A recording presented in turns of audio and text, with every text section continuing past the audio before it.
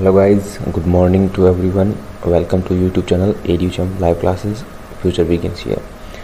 So आज का जो डिस्कशन है हिंदू का ओपिनियन स्टार्ट करते हैं एनालिसिस 13 अक्टूबर का। तो बने रहिए मेरे साथ, मैं हूँ आपका दोस्त रवि।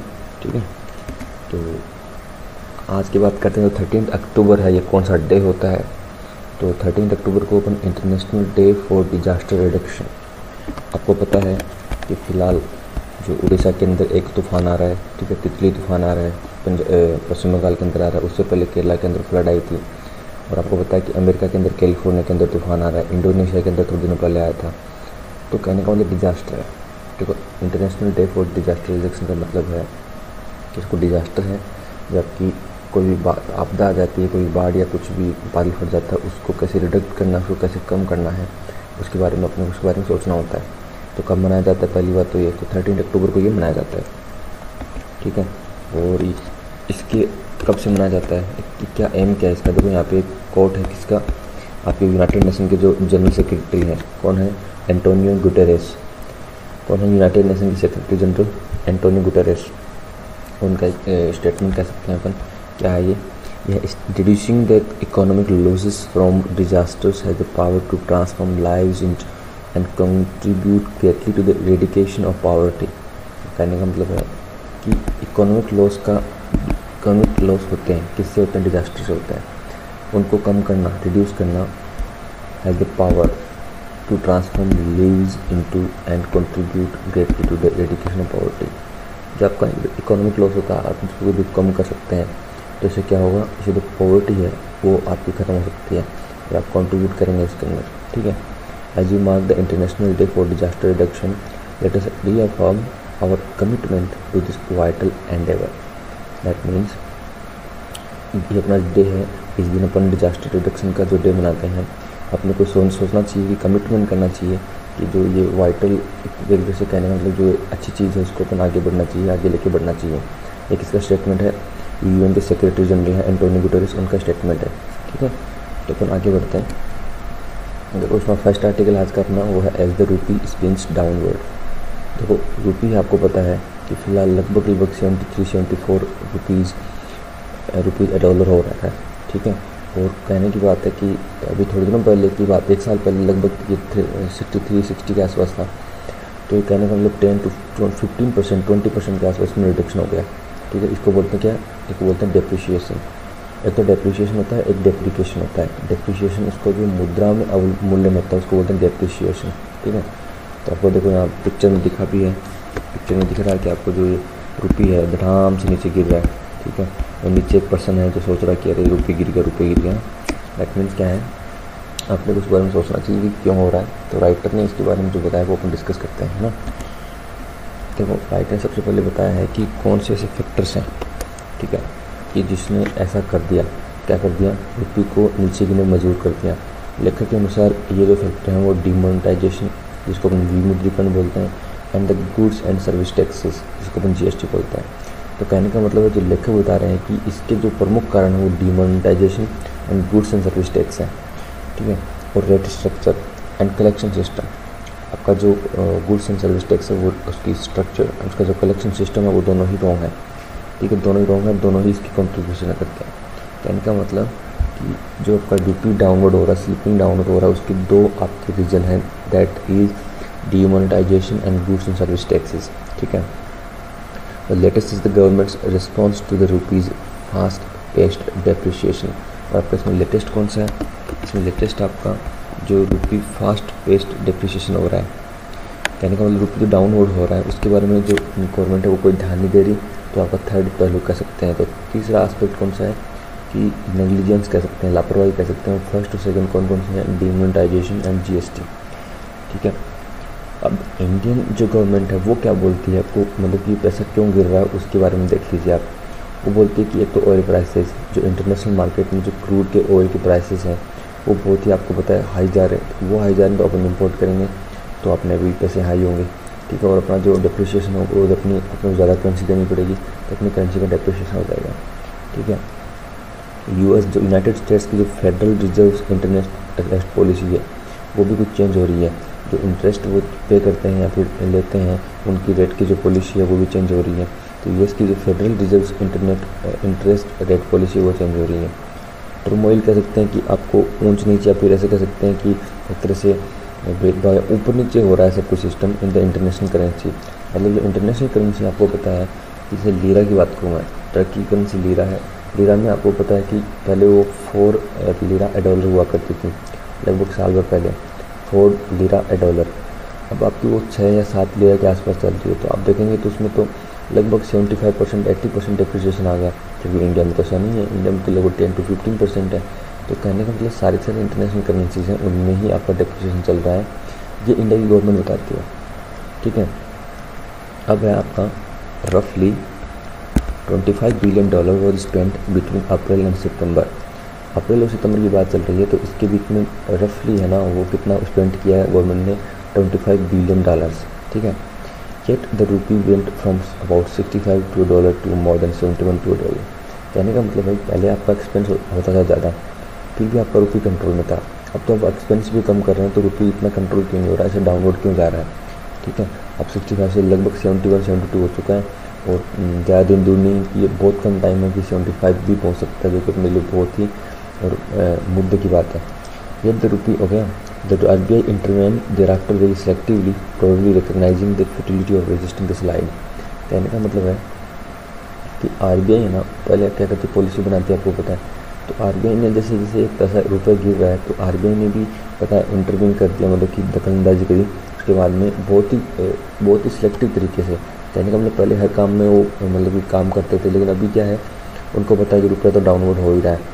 ठीक है, तो इसके बारे में गवर्नमेंट को प्लान बनाना चाहिए। तो RBI क्या है, इसमें धीरे धीरे सिलेक्टिव इंटरवेन करती है।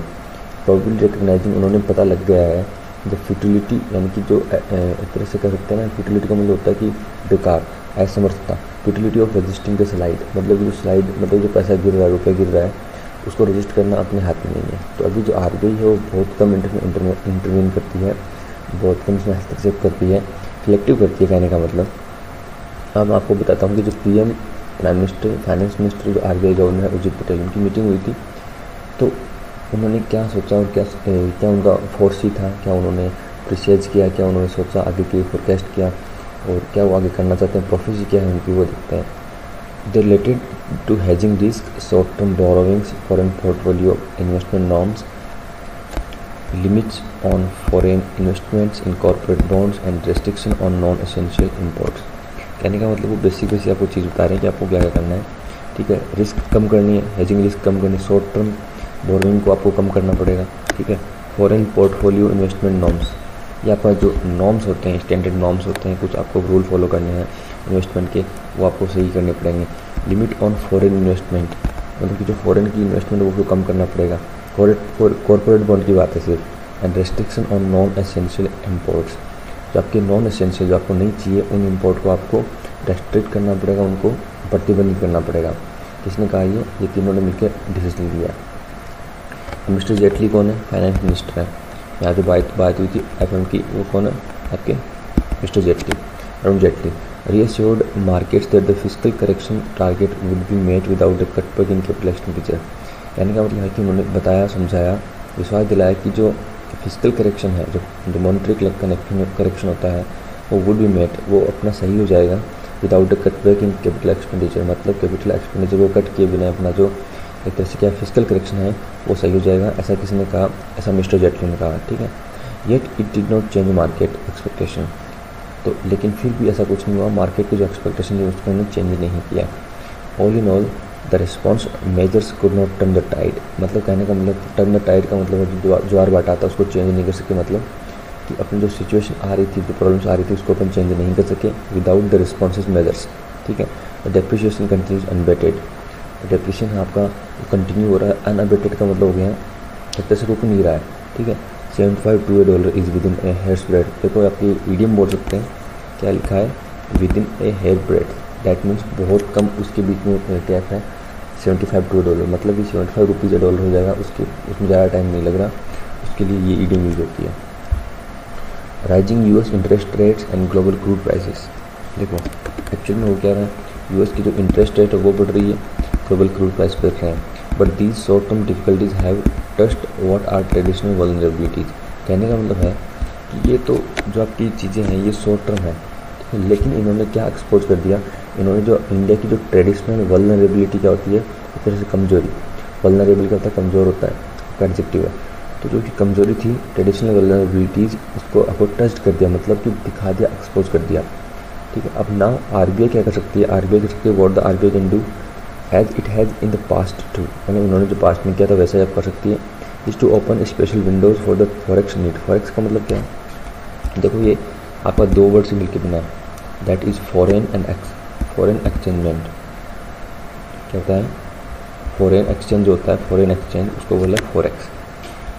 अब जो फॉरेन एक्सचेंज है आपका needs of crude oil importers, आपकी इन विंडो चाहिए किसके लिए, फॉरेक्स जो फॉरेन एक्सचेंज है उसके लिए आपको विंडो चाहिए। Taking this considerable source of demand side pressure of the forex market could provide the rupee का सम रिलीफ। मतलब क्या, taking this considerable source of demand side, ठीक है, मतलब कि कंसिडरेबल सोर्स ऑफ डिमांड आपकी कम होगी तो आपका प्रेशर कम होगा किस पे, pressure of the foreign exchange पे, मार्केट पे। ठीक है, और वो थोड़ा आपको रिलीफ दे सकता है, किसको, रूपी को। मतलब कहने का मतलब रूपी इतना डाउनवर्ड हो रहा है, स्लाइडिंग डाउनवर्ड हो रहा है, उसको थोड़ी प्रॉब्लम, इसकी प्रॉब्लम सॉर्ट आउट हो सकती है थोड़ी बहुत, और उसको रिलीफ मिल सकता है। इतना कंप्लीट आर्टिकल था रूपी गो डाउनवर्ड के अकॉर्डिंग। ठीक है, सेकेंड अपना reading between the lines, reading between the lines तो आपकी रीडिंग होती है। इसका मतलब क्या होता है, आपके जो लाइन का बीच का अर्थ होता है उसको समझना। ठीक है, किसी किताब में रीडिंग बिटवीन लाइन्स कहाँ यूज होता है, क्या किसी के बीच किसी के बीच के अर्थ को समझना, मीनिंग को समझना।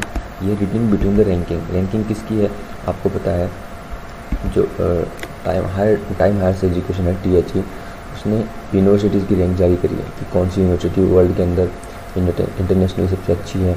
ठीक है, इसमें इंडिया में कुछ रैंकिंग आई है लेकिन इतनी अच्छी भी नहीं है जिन पर अपना गर्व से कह सके हाँ अपनी इंडियन रैंकिंग है जैसा।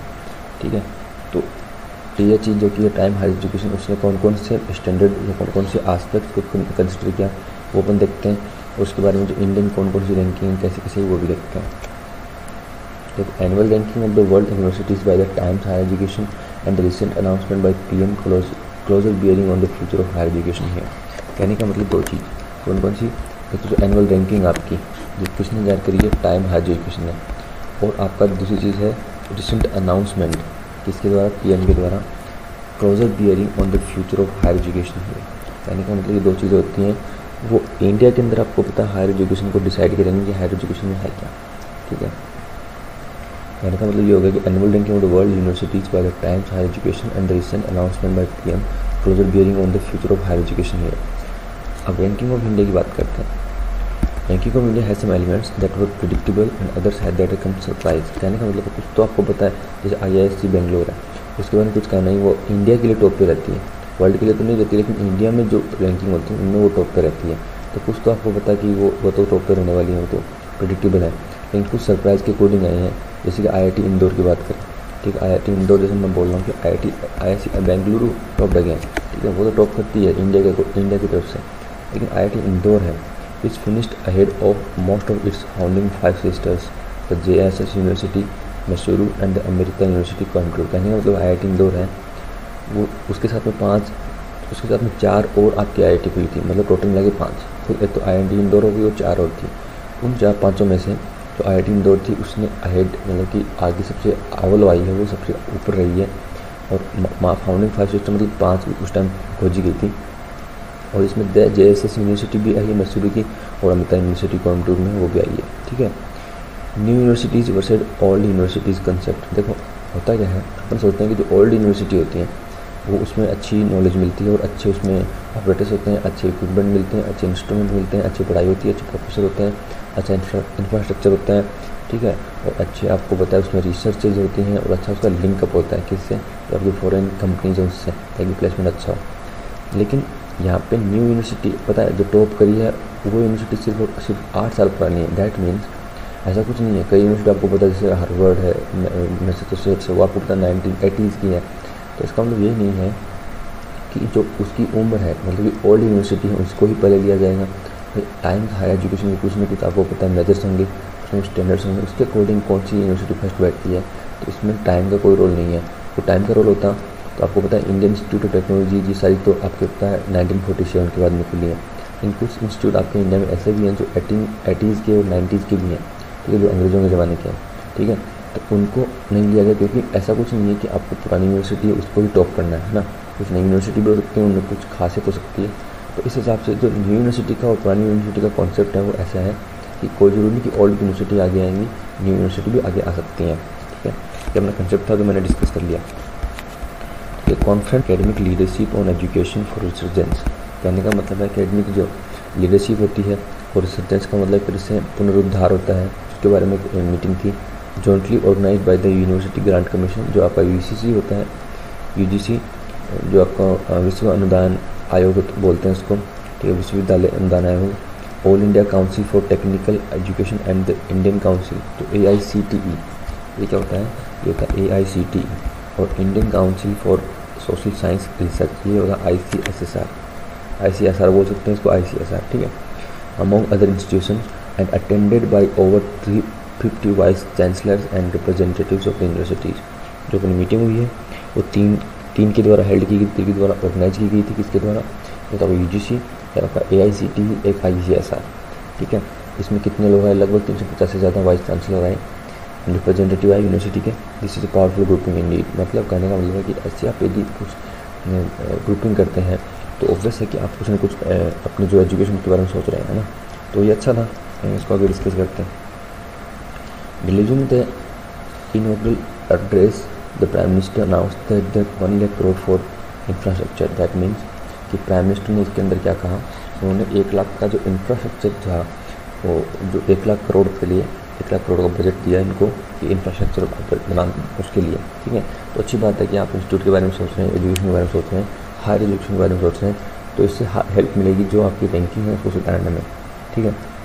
Rightly we due the fact that Nalanda an international university that had flourished in India, आपको पता है नालंदा जो यूनिवर्सिटी थी वो बहुत फली फ्लरिश का मतलब क्या होता है, फलना फूलना, ठीक है, ग्रो करना, जो इंडिया के अंदर फली और मिलेनियम अगो, मतलब बहुत सालों पहले वो डिस्ट्रॉयड थ्रू फॉरेन इन्वेजन, मतलब कि वो फॉरेन इन्वेजन मतलब कि आपको पता है घुसपैठी आए थे दूसरे देशों से, जो आपके अरबियन कह सकते हैं या ईरानियन कह सकते हैं, ठीक है, तो वो आए थे, उसको मुस्लिम कम्युनिटी कहते हैं, ठीक है, फॉरेन इन्वेजन। टुडे और यूनिवर्सिटीज़ में भी being destroyed by our own side short sightedness, उस टाइम क्या था, उस टाइम फॉरेन इन्वेजन था, लेकिन फिलहाल अब क्या कौन सा इन्वेजन हो रहा है, अब तो अपना ही इन्वेजन हो रहा है, अपन दूरदर्शी सोच के धनी नहीं है, अपने को नहीं पता कि अपने को एजुकेशन में क्या चेंज करना चाहिए, क्योंकि जो फॉरेन यूनिवर्सिटी हैं वो ऐसा कर रही हैं, ठीक है।